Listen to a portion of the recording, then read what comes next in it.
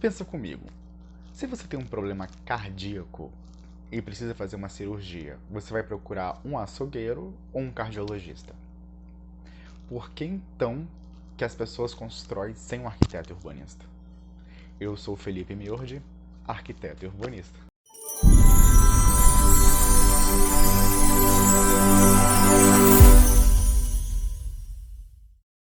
Prédios desabando, começando obras sem conseguir terminar porque não tem mais dinheiro, mofo dentro dos ambientes, um espaço apertado e não consigo atingir o uso que eu quero, iluminação errada que vai me trazer problemas de vistas, dor de cabeça, impacto ambiental, poluição, falta de salubridade, proliferação de doenças, poluição, já falei. Esses são alguns fatores ocasionados pela construção irregular.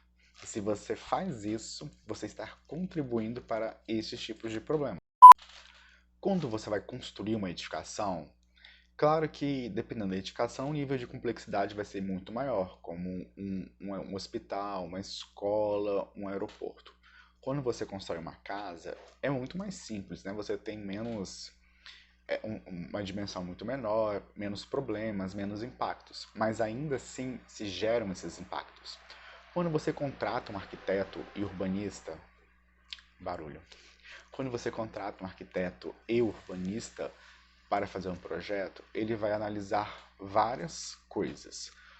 Por exemplo, para construir uma edificação, né, uma casa, a gente vai ter a conversa com o cliente para entender o que ele precisa, que a gente chama de montar o programa de necessidades, né? O que ele precisa, quanto tempo ele quer executar isso, o local que vai ter que executar isso, o número, a disponibilidade financeira para a gente ter para a gente executar esse projeto. Então a gente vai ter análise do que o cliente precisa e necessita, né? O que o cliente necessita e deseja, aliás. A gente vai ter análise do terreno, a forma do terreno, da topografia do terreno, e a gente vai montar a edificação.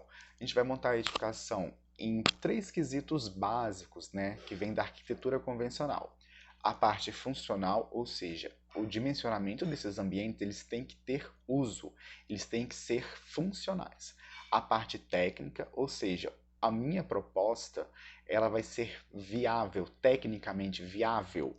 E a parte da estética, que eu vou juntar aí a parte da plasticidade, que é o volume, o formato, e da beleza. Ele vai ter critérios, né, artísticos, filosóficos, que a gente coloca isso, há critérios emocionais, que a gente vai formar isso na arquitetura, para fazer um projeto.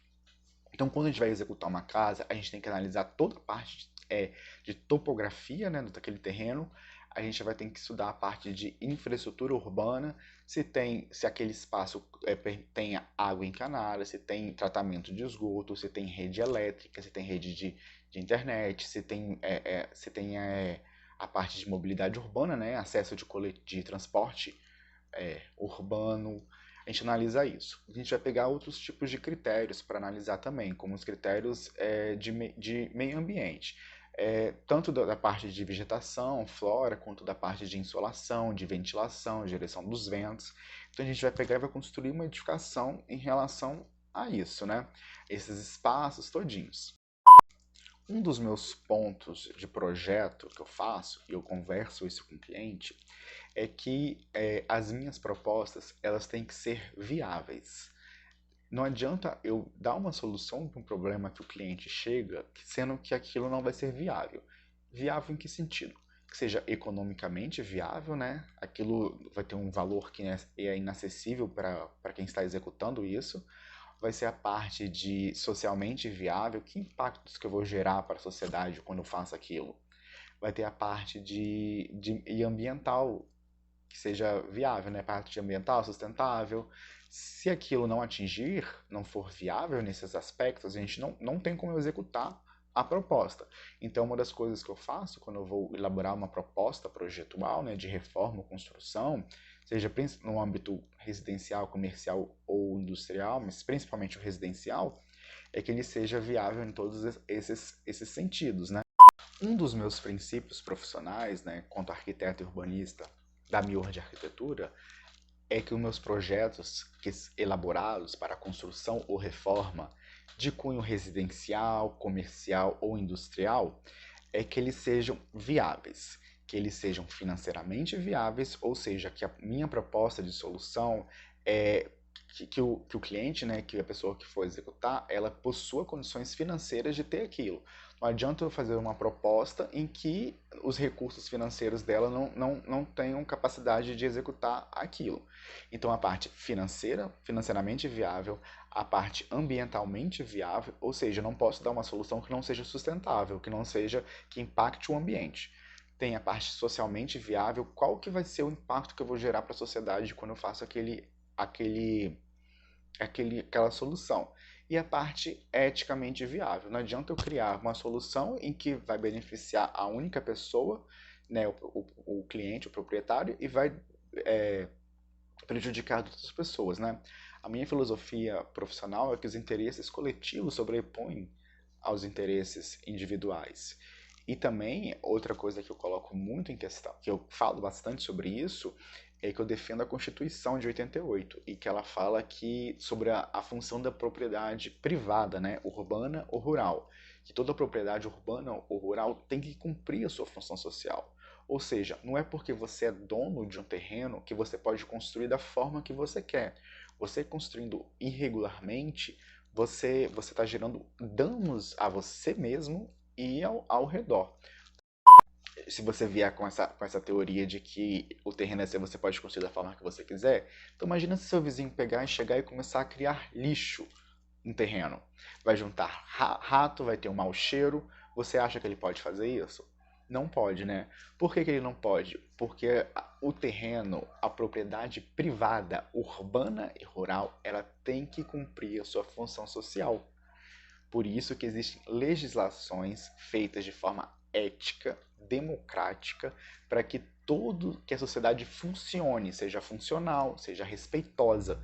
Se não for dessa forma, a gente constrói do jeito que quiser, a gente vai gerar danos sociais, ambientais, econômicos para nós mesmos e para o vizinho. Se eu poluo, se eu crio, se eu produzo algum detrito na sociedade, eu estou gerando danos aos outros também. Só que se o fulano pensa assim e o ciclano também pensa assim, um vai prejudicar o outro. Por isso que precisa se dar essa legislação e que a gente fale isso todo dia, defendendo a democracia, defendendo os direitos de todos e defendendo a função social da propriedade. Esse é um dos preceitos da minha de arquitetura e é isso que eu converso muito quando eu falo. Quando às vezes chega um cliente para a gente, principalmente construir, eu mostro isso, né? E eu falo que você vai ter seu programa, a gente vai montar um programa de necessidades. O que é isso? É uma entrevista em que o cliente vai me passar, né? O que ele deseja fazer, o que ele precisa fazer. A gente vai estruturando isso. E eu chego e falo assim, a gente tem a legislação, o código de obras que trabalha com a parte arquitetônica, a parte da edificação, e a gente tem a parte do plano diretor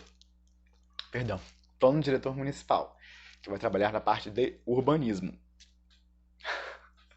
que vai trabalhar soluço, que vai trabalhar na parte de urbanismo. Então a gente tem umas legislações para seguir.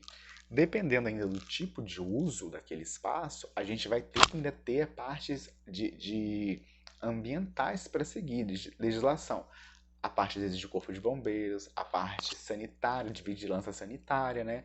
Então, se todos esses casos, eles são estudados, né? Então, a parte de quando você vai projetar uma edificação, seja residencial, comercial, industrial, a gente vai ter que analisar todas essas legislações que são pertinentes ao projeto.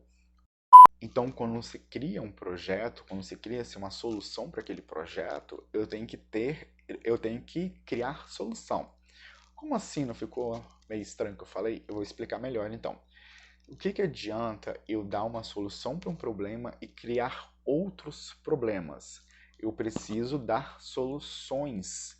Então, isso é muito o que eu aprendi muito dentro de arquitetura. Porque não adianta eu criar solução para um tópico, né, um cliente, uma parte, e eu criar problemas para outro. Então, por isso que a gente tem essa visão multidisciplinar. da área da arquitetura, da área do urbanismo, das engenharias e todas as outras áreas quando eu vou criar um projeto, uma solução para isso, né? Dentro da construção civil, a gente tem essas características. Por isso que é muito importante quando você for construir, que você tenha um arquiteto urbanista. Além dele analisar vários tópicos disso, tópicos que refletem âmbito funcional, âmbito de legislação, âmbito técnico, da estética, âmbito ambiental, ele vai fazer isso dentro da legislação.